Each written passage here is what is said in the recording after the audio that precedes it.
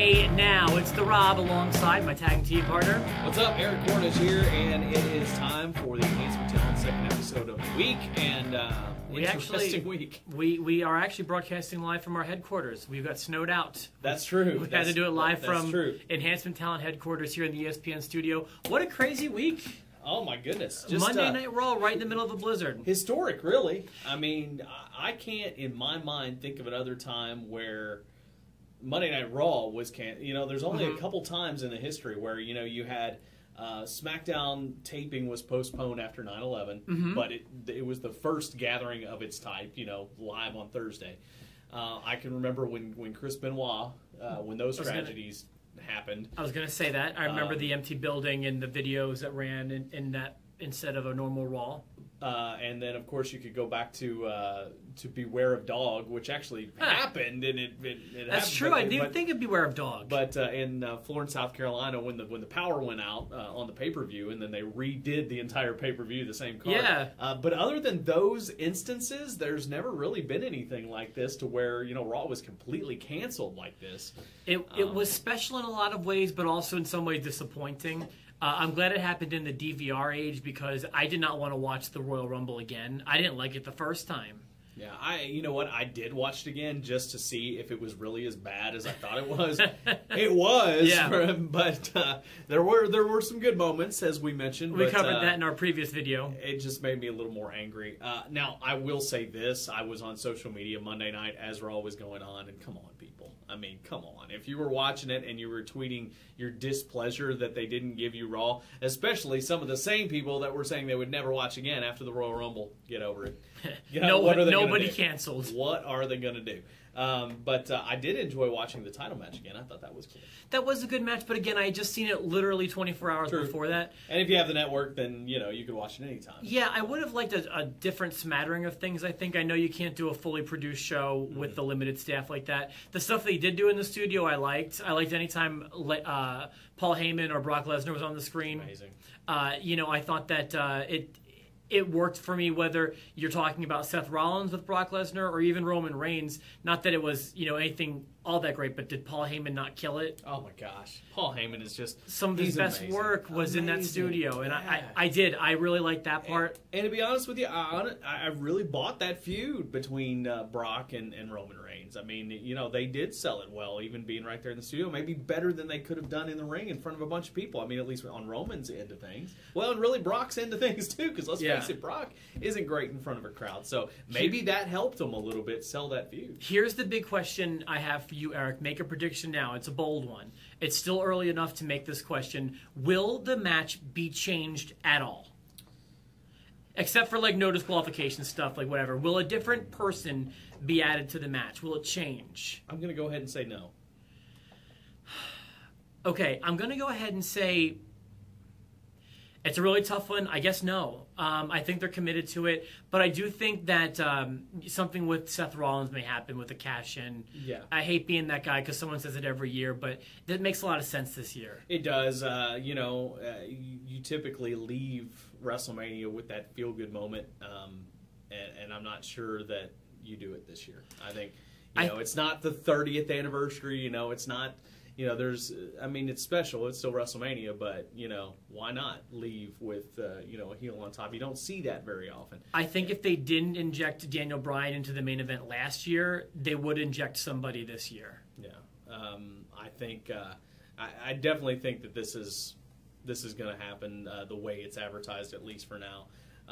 And I've heard some other rumblings with Daniel Bryan. At least on Twitter, they're starting a war between Dolph Ziggler and and Daniel Bryan. Whether they're doing it themselves or not, I'd see that match. I think that would be great. That'd be great too. Yeah. But anyway, so I think that's the direction that they are going for sure. All right, you want to talk about the WWE Network announcement? Yeah, let's. I don't know if this is just. I will say this. After we talked about, the cancellation, the hashtags of cancel WWE Network and all that stuff, well, WWE comes out with a statement saying that they've reached their 1 million subscribers.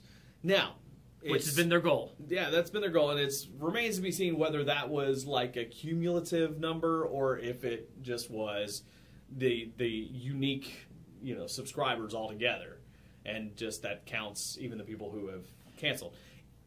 that may have just been their way of defeating the PR, or using PR to defeat the hashtag or whatever. But at the same time, it's still impressive, and I still think that hashtag was a lot of talk and not so much action.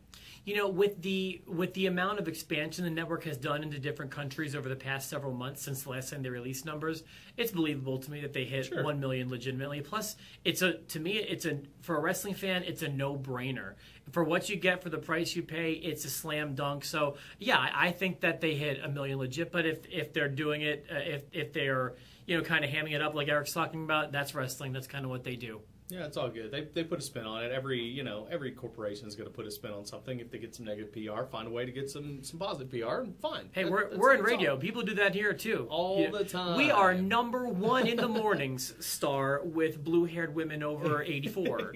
I have no idea. Yeah, Kiss is doing well. I'm not saying Kiss is doing that. I'm just saying that's what radio stations do. Absolutely. You can put a spin on anything. We're actually #4 women over 84.